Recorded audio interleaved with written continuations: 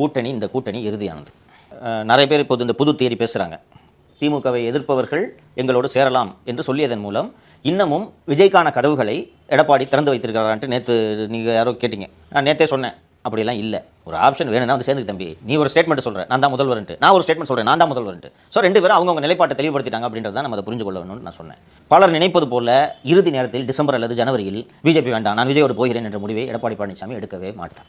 And திரு அருண்ராம் அவர்கள் எழுதியிருப்பது போல 80-90 சீட்டுக்கெல்லாம் பிஜேபிக்கு தரவே போகிறதில்லை. இரட்டை தலைமை மற்றும் மைனாரிட்டி ஆட்சி நடத்தி கொண்டு இரட்டை தலைமையில் இருந்து கொண்டு கட்சி மிகப்பெரிய குழப்பத்தை சந்தித்துக் கொண்டிருந்த காலத்திலேயே 20 சீட்டுக்கு மேல் கொடுக்க முடியாது என்ற நிலைப்பாட்டில் பழனிசாமி எவ்வளவு உறுதியாக இருந்தார் என்றதை பலமுறை நான் பேசியிருக்கேன். லீலா பேலஸில் எங்கேயோ நடந்த நெகோசியேஷன், அமித்ஷா விடிகாத்தால் போனார். லீமேடின் இல்லைப்பா, லீலா பேலஸ் ஐடிசி வேண்டியது ஒரு ஹோட்டல், ஓகேவா.